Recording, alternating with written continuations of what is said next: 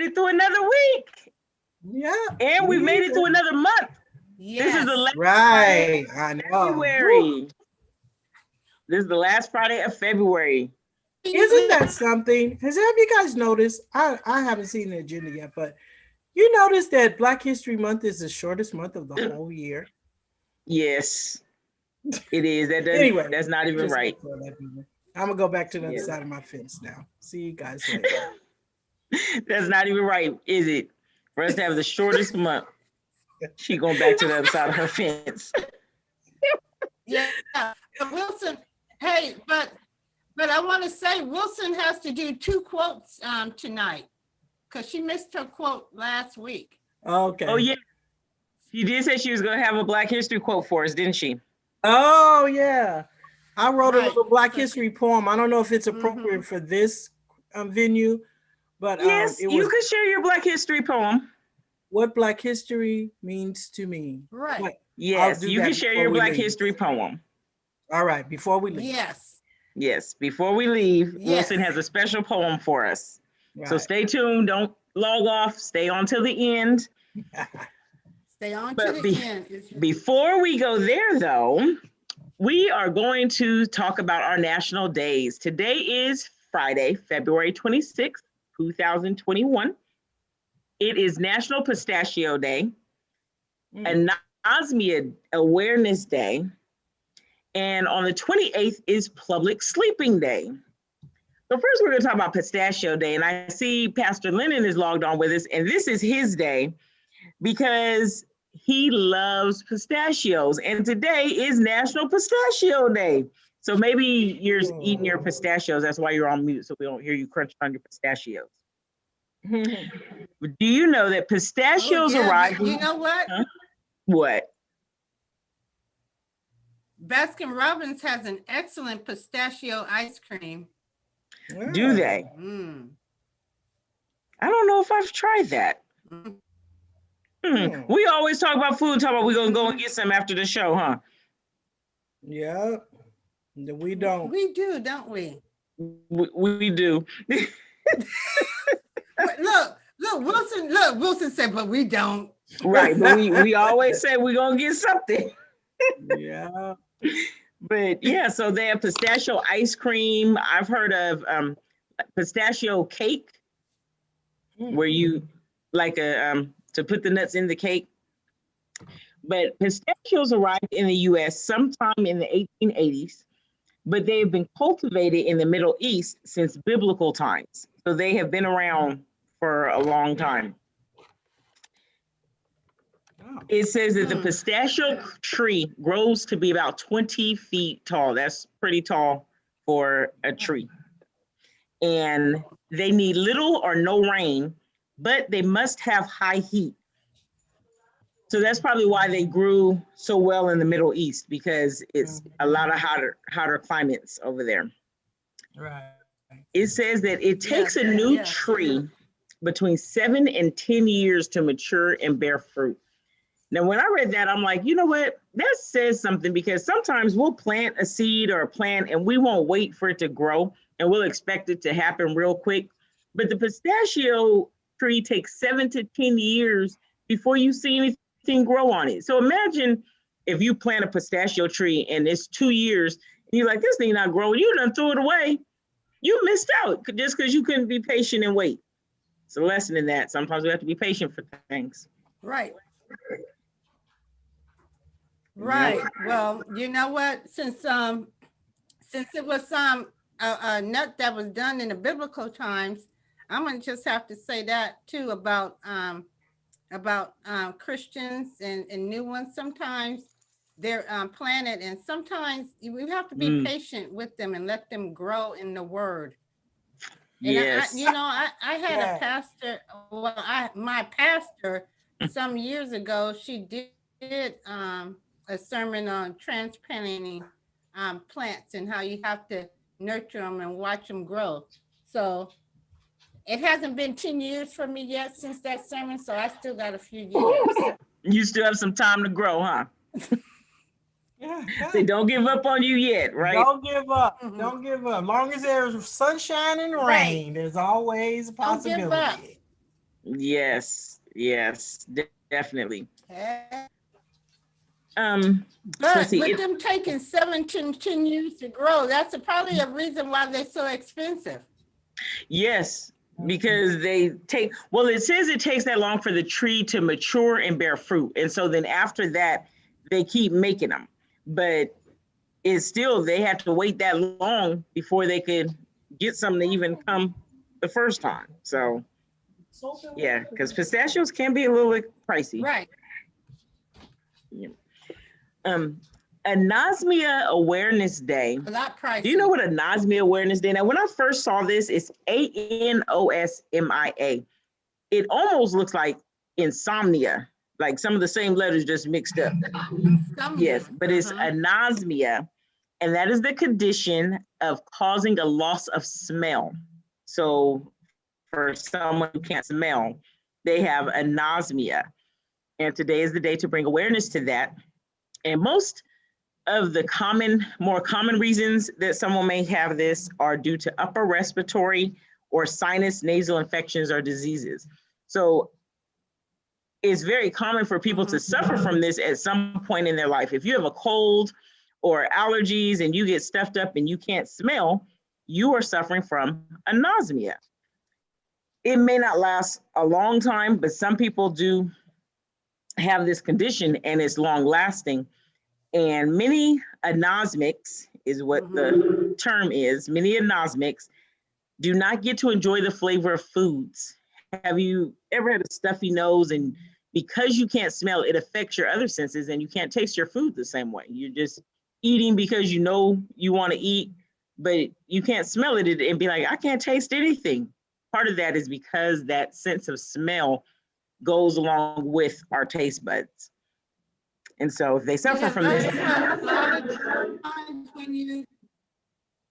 when you're sick with the flu or something and someone tries to give you, say, I just don't have a taste for that right now. And, you know, it just doesn't taste good. And that's what you're suffering from. Exactly. Anosmia. We have a name for it now. Yeah, right.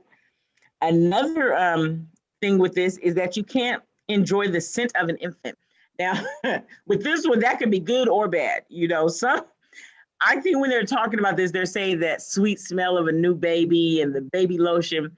But sometimes you might wish you had anosmia because you don't want to smell that smelly diaper. You know, so yeah. What? Because you know, one thing about that, it doesn't even have to be a baby. Well, right.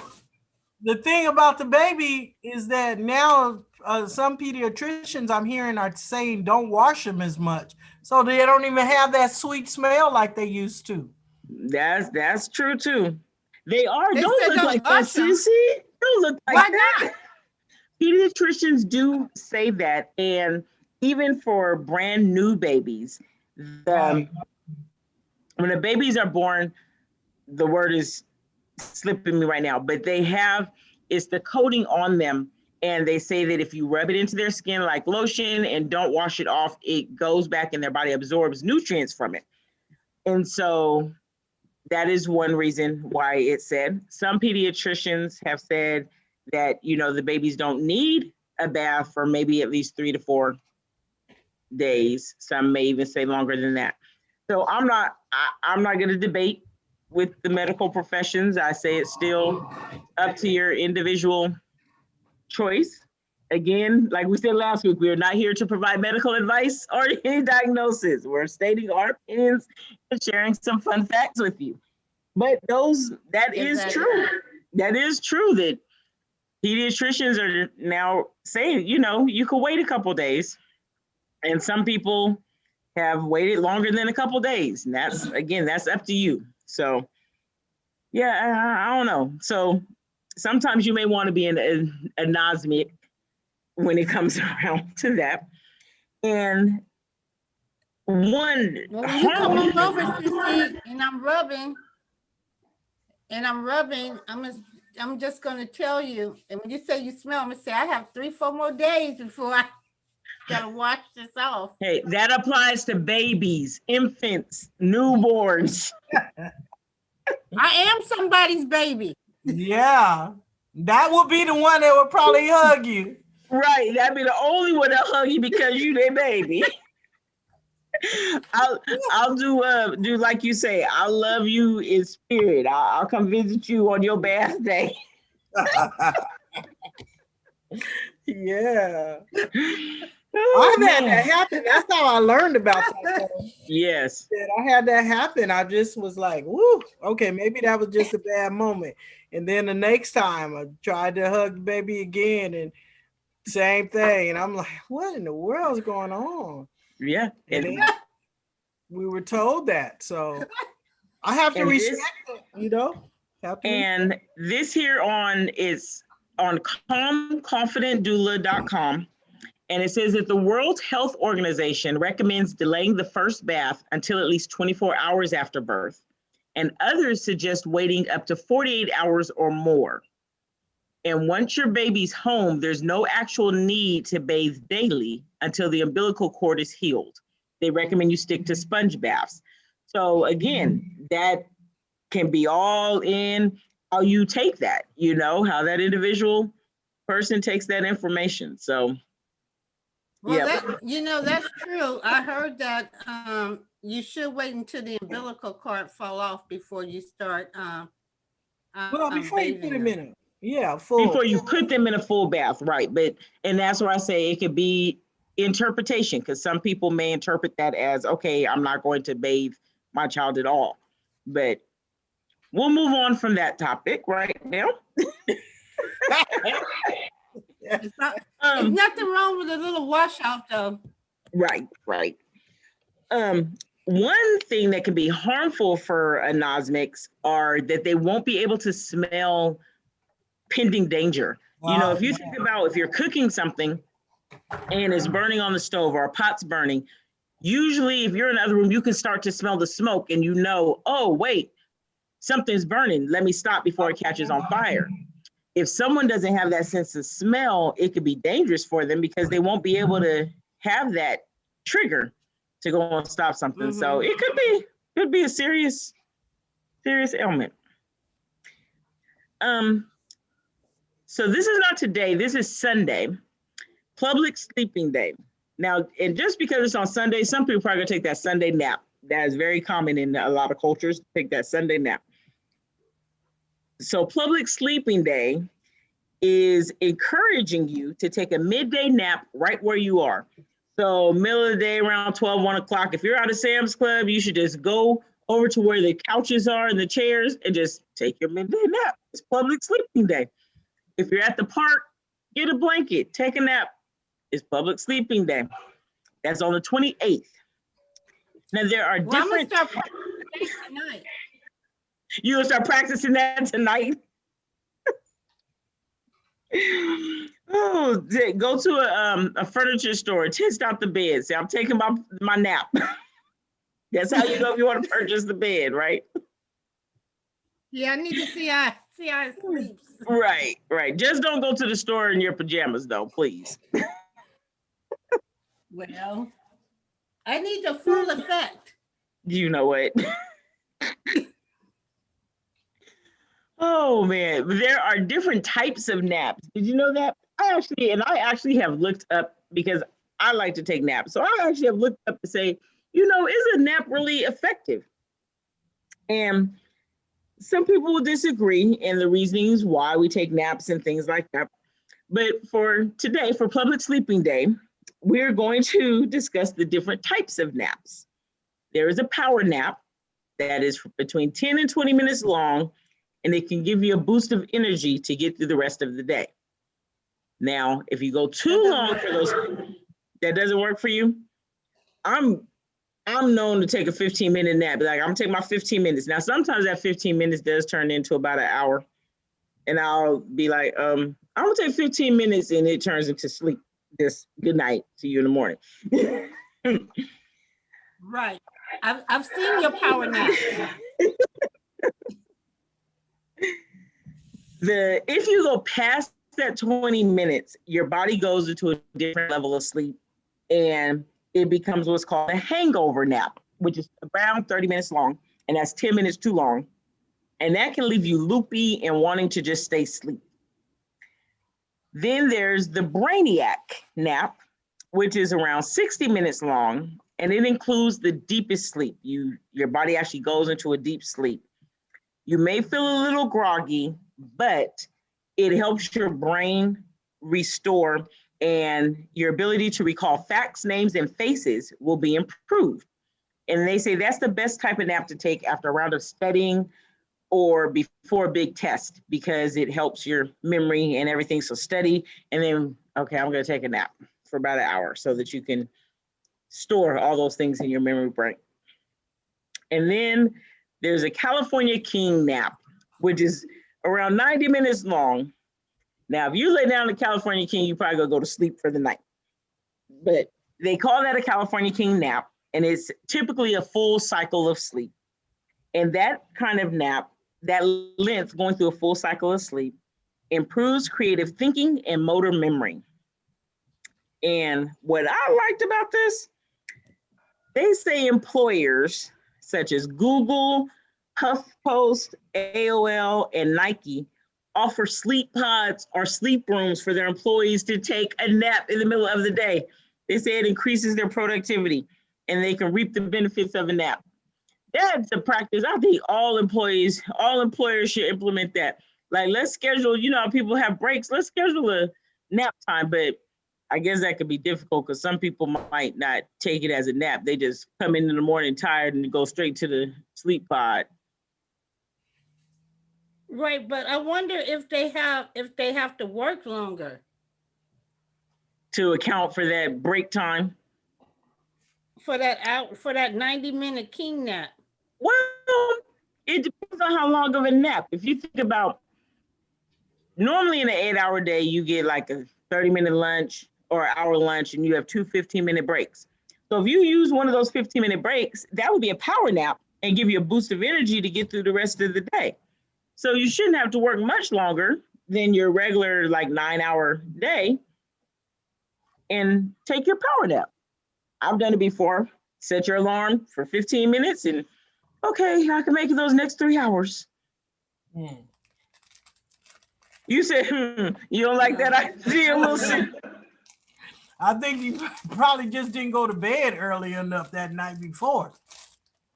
Yeah, that could be, and that's why we're sleepy, because we're sleep deprived. And that actually, Dr. Washington is author of a book on sleep. And if you want to get more information on that, he definitely had some good information. Went to one of his sessions where he was talking about different reasons for sleeping. And it did make me think twice about, okay, why do I want to take a nap? You know, so yeah, that is true. We may just need to go to sleep a little earlier. Right. Right. You'll be looking for me and be like, where's Nell? She's in the nap room again. Be like, is she ever gonna work?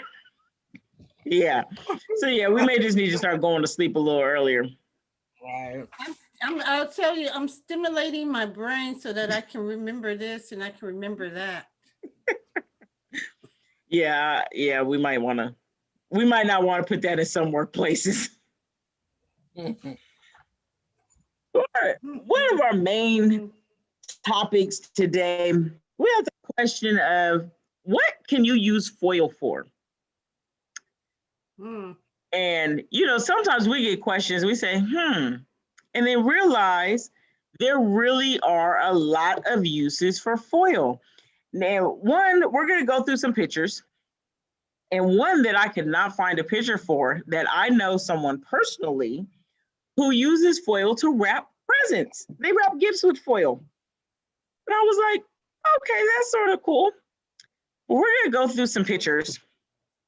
Foil can be used, you ball it up in a ball, to clean your iron. How many of you have had an iron and you accidentally, like my shirt today has screen printed, and sometimes you might accidentally iron over it and it gets sticky and get stuff all on your iron.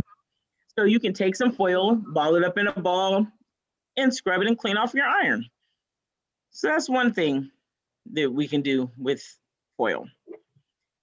Another one, you can fold foil up to become a funnel. use it as a funnel. This picture looks like they're trying to pour something from a larger mouth bottle to a smaller one. But if you keep foil in your car, you have to put oil in your car, you can use it for that. You can use it as a funnel. Let's see. Now this one here, I said I'm gonna have to ask our IT person if this really would work. But because it says that if you put this foil, how they have the foil in the back, that it's supposed to increase your Wi-Fi internet signal. And it made me think of, I guess, how back in the day, if you had the antennas and you put foils on your rabbit ear antennas, they're supposed to help pick up the signal better. So maybe it's the same, the same concept. I'm gonna try that. You gonna try to put it behind your behind the internet box? Yeah, we'll see. It says you can keep your oven cleaner.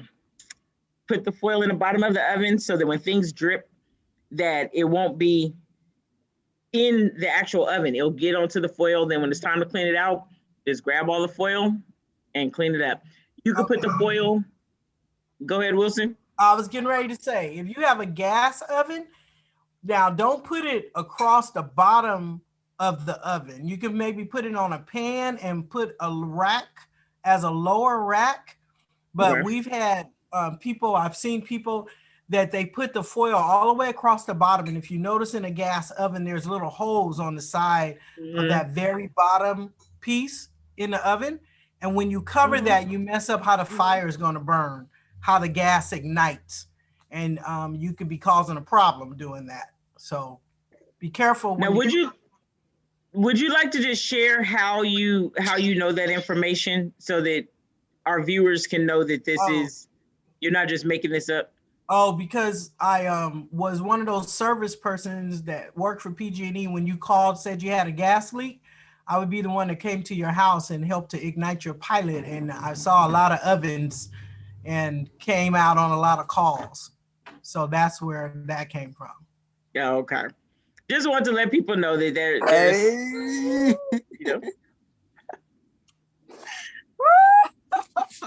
Hi. Hello. Hello. Hi. We're here to learn. Okay. You're here to learn? Okay. Thanks for joining us. We're talking about ways to use foil. Okay, let's learn, guys. Another way to use foil is covering the doorknob when you're painting. So that you don't paint on your doorknob is going to cover up your the doorknob handle. This one here is for cleaning off, I forget what this was. These were rods. It's steel rods. If you want to clean off steel rods, you can use the foil and scrub them. If you can see the rust on the top part of them, and then they got shiny as you started scrubbing them with the foil. That was interesting. Yeah. Yeah. So here's another one, your stainless steel pots and pans. You can use foil to brighten those up. Those look pretty shiny. They made them that shiny with foil? Well, this is how the picture looks. Right. That's wild. How long you had to scrub it with the foil to get them that shiny, I don't know how long you had to keep doing it, but they look brand new to me. Wow. Yeah, no, I do that trick. That is one of the tricks that I do, but my pants don't look like that in the end. Wow. Right, that's super. They don't look like that. Well, we gotta try that. I have some we could try that on. No, they won't come out that clean. No, I do it. It works. It works, but it doesn't come out like that. Yeah, okay. So here's one. It says that you can use the foil to seal plastic bags. You fold the foil over the top of the plastic bag and then iron it so that it can seal the plastic bag up. Only thing about that one, if I'm eating downstairs in my kitchen, my iron is usually upstairs with the bowls and stuff. So that means I have to take my food all the way upstairs just to seal the bag. I don't know if I really would go through all of that. But you know, it's an idea. Right, it's an idea. Yeah. You can use foil to sharpen scissors. You can sharpen your scissors. It says cutting strips of foil. Eventually they'll get sharper and they'll get clean. So I guess that idea is like how you say iron sharpens iron, that metal going against metal. It looks to me like it would sound like nails on a chalkboard, just that whole foil metal connection. I don't know. And then once you finish cutting that up like that, then you can ball it up and use it for a scrubber. True, or you could cut the little strips and put them under a piece of furniture you might need to move, like this picture. If you have a heavy piece of furniture and you can't really move it and you want to slide it on some carpet, put a piece of foil under the edges and then it makes it easier to slide on the carpet. Okay. This here, it says that it helps your, says that it helps your clothes get flatter, get straighter. If you put, now, I've seen people do this and I had no idea why they had foil on the ironing board.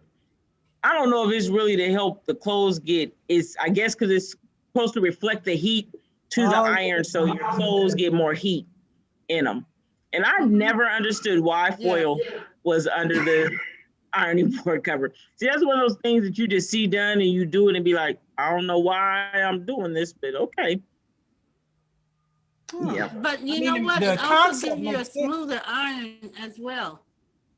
Yeah, and that's what it's saying, I guess, because the foil will get really flat. So those are pictures on why, some different ways to use metal. So Wilson, before you share your poem, let me go. We have a couple of community events going on that we do want to mention. Some reminders for everyone. The job seeking is still enrolling for the Facebook jobs. You can sign up today at careerconnections.fb.com. And those are paid internships, learning how to do digital jobs. If you're into digital certifications, getting Facebook certifications, social media type things, you want to check that out. And that's at careerconnections.fb.com. So when do they have to do that by? What's the end date? Listen, I don't see an end date on here. So check out that site and see, what they tell you, because I couldn't find. So I just looked, so the last day that they can do it, it says here March 12th. March 12th. Okay. So March 12th is the last day that you can sign up for that one. We had a couple more. I couldn't get it to change pictures. Hold on.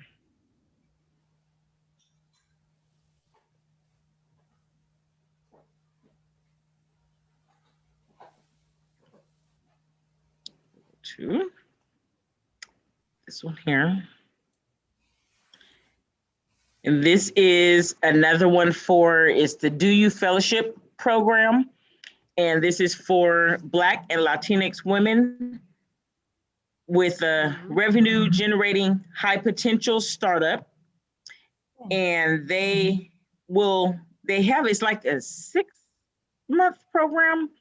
It goes for a few months, but it's a mentorship program and they will help you get information. They'll give you cash investment. You do have to have a business that is generating revenue or an idea that's generating revenue and apply. And applications are accepted until March 15th for this. And you can go to I went to digitalundivided.com, and that's where I got information, and they have other programs that can help businesses get going to for especially Black and Latinx women. So that's another one you want to check out. Yeah, that's a good program.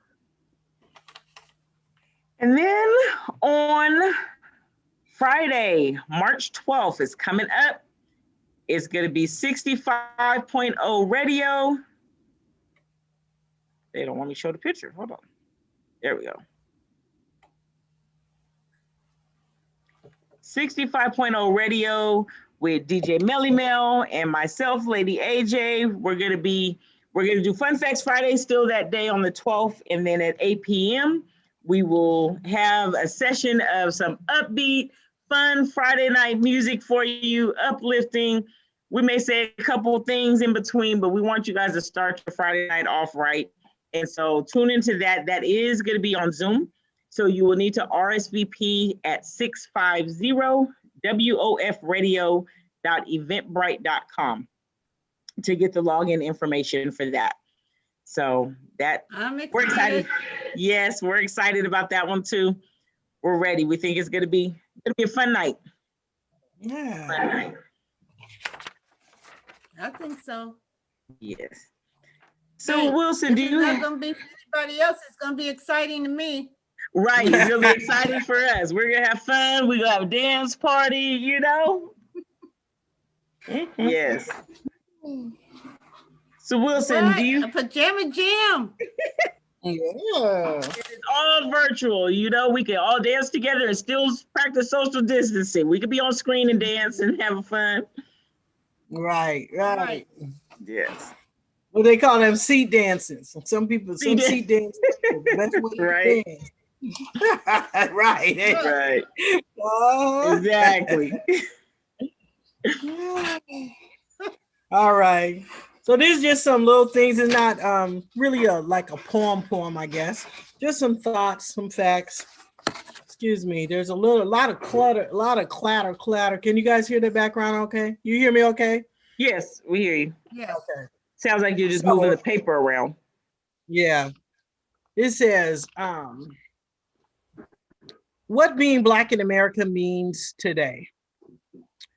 To be Black in America today means to be strong, godly proud, and learning to lean on those who understand the struggle like you and have overcome enough to encourage you and celebrate with you and cheer with you as you grow. But being Black in America also means laying awake at night, waiting for your grown son to come in the house unharmed, sitting up in the middle of the day, praying a traffic stop didn't turn into a gunshot, wondering if the report card that your child brought home was a true indication of your child's intellectual abilities or simply a result of the color of his skin. Being Black in America means constantly praying your man still has a job at the end of the day, and that the stress of having to be better than everyone else doesn't cause high blood pressure or a stroke. Mm-hmm. Being Black in America means constantly looking behind you and being very aware of your surroundings when you walk in the dark, but not looking around too much while you shop, because you may be accused of using the 5-finger discount. Being Black in America means naturally having those big lips and hips that others now pay big bucks to get. Praying that your Black man who DWB drives while being Black doesn't get pulled over for no reason at all. Being Black in America still means being strong, godly proud, and learning to lean on those who understand the struggle like you do and have overcome enough to encourage, support, and cheer with you as you grow.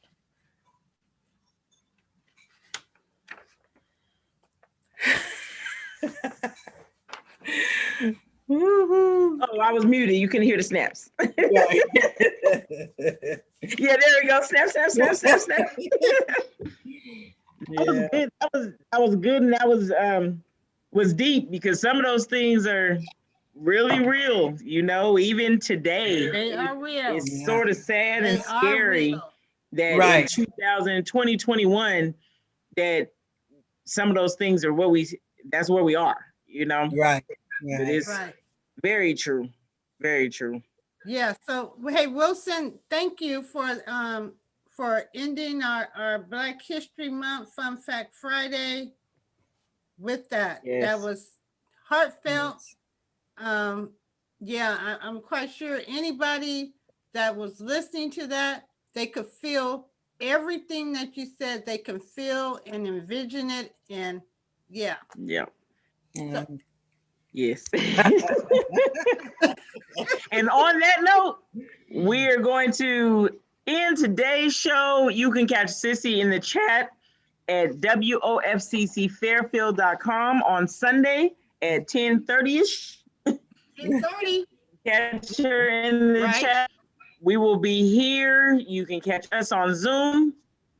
Email us funfactsfriday100@gmail.com. As you see, we've been getting some different questions in, you guys. So keep sending them in, giving us different ideas on things to look up. And follow us on Facebook. We have our Facebook page. Subscribe to our YouTube channel. And we look forward to seeing you next time. Deuces.